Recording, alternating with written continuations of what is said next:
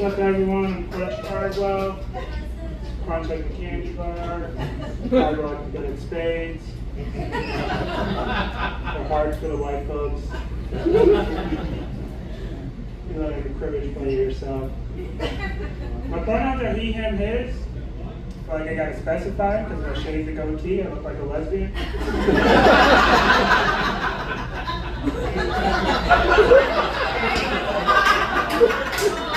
My curls on fleek. It's like with a bonnet. I wish I could grow a beard instead of the facial hair with Spanish conquistador. Look like Jamal Ponce de Leon.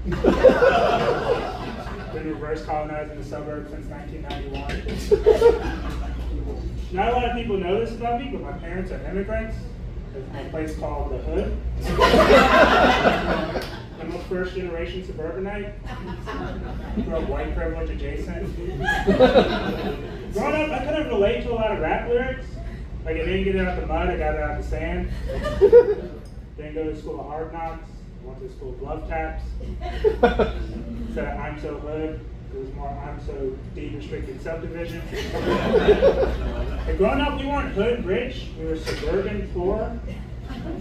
Like, we owned our own home, we owned timeshare, but whenever we went to the grocery store, we never had Lunchables money. And for those who don't know, Lunchables money was the first cryptocurrency. Instead of gambling away your life savings, you spend it on charcuterie for kids. Someone said I'm like a starter black guy. A starter black guy. Like, you're still not going to go back, but you can still go farther. At least another inch or two. It's a joke. I could do porn if I was white.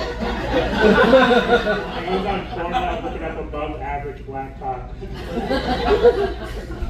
was born and raised in Florida. Anyone else? Okay, fearless. What's up, crackers? The rest of y'all, if you didn't understand that one, go back north. Outside agitators. Coming down here driving up our rent. Saying gay to our kids. No, we're a rare breed, Florida natives. We're so rare, we got our own term. If you were born and raised in Florida, you're a Florida cracker. So I was taking a train, I was going up to Virginia. I was sitting next to this little old white lady. We were talking back and forth. Told her I was born and raised in Florida. She goes, oh, you're a Florida cracker just like me. I said, really? Just like you. Someone should have told the rednecks I went to high school with. It's like Rudolph the black ass cracker. Never really playing these cracker games. If I can pack a lip. I want to go mudding. I grew up in a town called Land O'Lakes. I always wanted to go gator hunting, but my buddies told me I had to be the bait. Like, just run in zigzags, you people are fast. What do you mean, you people? I know people.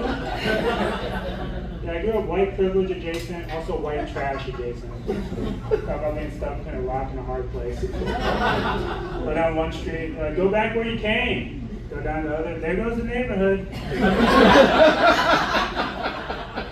They wouldn't let me wear their flag, the one with the stars and the bars.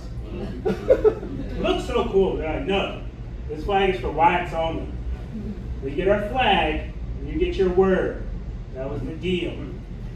Like, this is the worst deal in the history of deals. It's a terrible deal. I would have made a much better deal. I would have got the flag, the word, the 40 acres, and the mule. That's as political as I'm going to get tonight. I'm still on probation for the last one I spoke.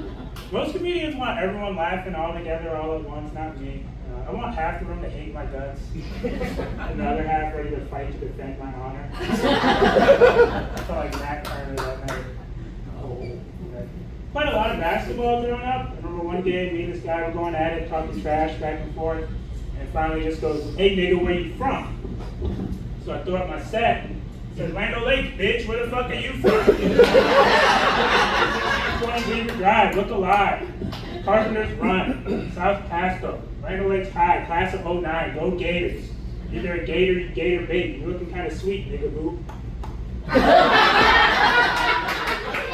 You know how hard it is to sound hard? When your hometown is named after butter? Yeah, you're gonna kill you slow. Raise your cholesterol. Clog your arteries. I'm a silent assassin. Better watch your back, I'm gonna make it big. Hit you when you least expect it. You have red lobster. It's your family. Eat the cheddar biscuit. Dunk it with lobster and butter. Bam! Heart attack. When you're on the ground dying, I'm gonna churn your ass. Nigga, you ever been churned before? I'm gonna churn you. Old school, a little house to bury your ass. I'm trying to stare at you. I'm gonna get your biscuit butter, bitch.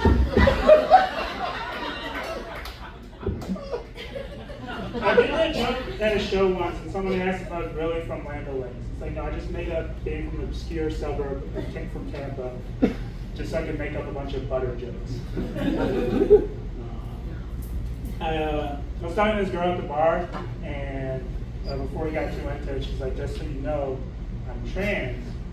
So I cut straight to the chase and I asked her, do you have a pussy? And she says, no, not yet. I go, I'm woke. But I'm not that woke. Like, I'll never dead name you, never misgender you. But I had to politely end the conversation. So I told her, hit me up when you got that fresh out the box. Fresh out the box. We worked after a Yelp review. Shots compliments to the chef. Nice and moist, perfectly al dente, not too savory. Take it for a test drive, because I've never had new pussy before, it's always just been new to me. Are you thinking there's junk in this trunk? Got the Gorilla Grip tires, handles great, really hugs the curves. Bring her back after I beat the brakes off that pussy. Yeah, she's the one for me. And then the dealer says, well, actually, sir, while you were gone, we ran your credit, and all you qualify for is a certified pre-owned pocket pussy. I studied political science in college and didn't go to law school, so now I can't keep a job. I got furloughed at the beginning of the pandemic, and for the uneducated, furloughed is French for unemployed. But I'm not even ashamed of it, that's a sophisticated ass word. And I'll put that on my Bumble. But they say you're supposed to have 3 months rent saved up. I didn't have 3 hours. So I tried selling edibles to make ends meet. Called it baking bad. Almost done with edibles Rex. Like, these cupcakes will get you so high, make you want to fuck your mama. Did some market research, some focus groups, got some feedback. As it turns out, most people don't want to get that high. People are like, damn, crunch, how many milligrams on these cupcakes? I'm like, hell if I know, I studied political science, not real science. Before the pandemic, I was working at a gym, and before you ask, no, it wasn't crunch. Come do crunches with crunch and crunch, yeah. At the gym, we encourage our members to have goals, so we can body shame them into purchasing personal training to achieve their goals. Like, some women want to fit into a dress, some want to be strong enough to punch through the glass ceiling. Most guys just want to be able to see their dick again. Working at the gym, my biggest goal was to just not get me too. And guys, working at the gym all day, every day, it was really, really pretty easy. You just don't say or do creepy stuff, and the woman will leave you alone. There's some guys out there like, oh man, you can't even wink at a girl these days. Those guys are rapists. If Matt Lauer was locking women in his office with a secret button underneath his desk that he's the Dr. Evil rape person, then we would find a line between that and winking. No one was like, don't go into Harvey Weinstein's hotel room, we might wink at you. Oh, winking ass Harvey, that's what they call him. Harvey Winkstein. One time at the gym, this girl walked up to me and asked, can you do butt stuff? I said, I'm going to need you to clarify your question. Regardless, the answer is yes.